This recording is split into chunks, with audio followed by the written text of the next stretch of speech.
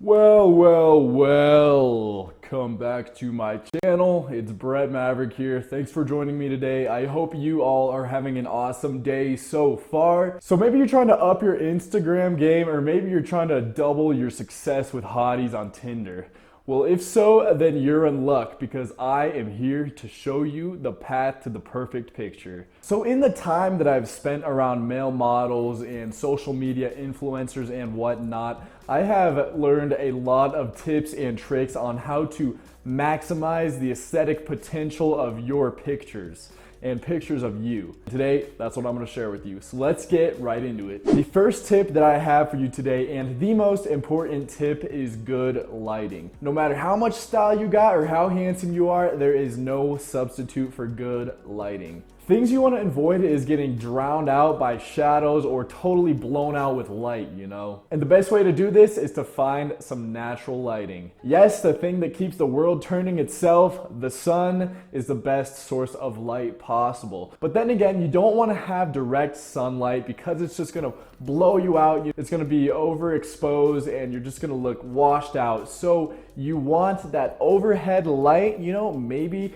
you find a window when the sun is above you, or maybe you're outside when it's a bit overcast, so you get the effect of the sun without that direct sun rays just blowing out your picture. So that's the best kind of lighting, and a close second is a ring light. I actually use a ring light to film my YouTube videos. I'm actually using one right now. It's great because it casts a light in a circular direction upon you, theoretically eliminating all shadows behind you and on your face and whatnot, giving a nice glow, you know, emphasizing your highlights, hitting all those details and eliminating shadows. But they also make a miniature ring light that you can slide on right over your phone, and it uses the same idea, you know, casting a light on your face, and it works really well as well. So I definitely think it would be a good idea to pick one of those up. Next, let's talk about facial expression and posture. So the thing with facial expression is you don't want anything to look forced. In fact, you want to look as relaxed as possible. A good way to do this is by just practicing many different faces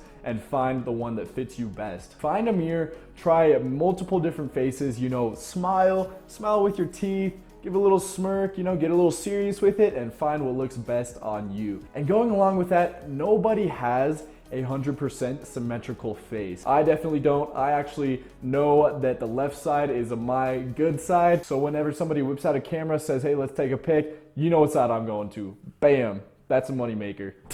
So also try to be kind of conscious of that. And now here comes a top secret model secret. So not every male model has a ripped, chiseled jaw. You know, a lot of people kind of have to fake it a little bit. And one good way to do that, I call the bite. What you do is you suck in your cheeks just a little bit and then you bite down on your cheeks from the inside. Not hard, just very lightly, and it gives you that caved in cheek look, makes you look like you have higher cheekbones and a more defined jawline. I'll show you what it looks like. So here would be my face normally, and here is with the bite. You can see the caved in motion, you see a little bit of line there, and it just puts a nice touch on the picture. And another way to actually emphasize your jawline is if you're taking a picture from the side, you can kind of cock out your jaw a little bit, kind of tilt it towards the camera and bite down a little bit. Kind of just makes the jawline pop. It gives the camera a perspective right on the jawline, making it look strong and defined, and eliminates that horrid double chin look. And if you're taking a picture straight on, a good way to avoid the feared double chin is to actually tilt your chin down just a hair. Tilt your chin down just a bit, give a nice smile.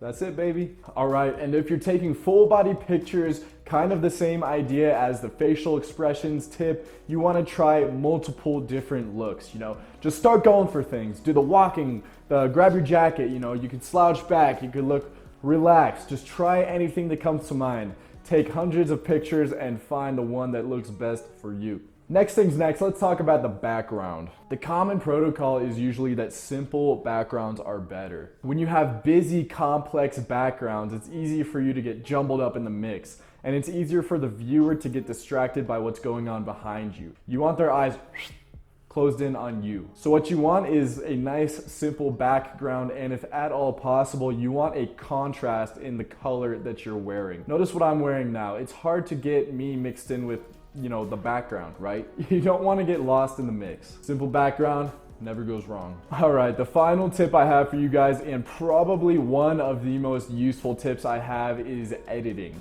Don't just use that janky Instagram editor. Use something a little bit higher quality like ViscoCam or Afterlight. I use ViscoCam. I think it's great. You can basically do anything you want with any photo. You can even change the whole feel, the whole vibration of a photo. And what I like about this is you can preview what it's gonna look like in your feed before you hit that button and commit to posting it. So this is great. And another thing that I like to use is Facetune. If you're wondering how all those Instagram thotties have those pencil thin waists with those big round butts, this is who's responsible. It's Facetune, guys. You can manipulate any feature you want with this. I definitely don't recommend getting carried away with this, so be careful. I just like using it, you know, if my smile is a little crooked, you know, I can kind of pop it back into place, or if, you know, something looks a little bit off, I can make those minuscule changes to perfect the photo. And you can also add details, bring out the details in features on the photo, and just clean up the photo in general, make it look nice. So guys, that's all I have for you today. I hope you guys enjoyed the video. If you guys use all these tips, you'll be an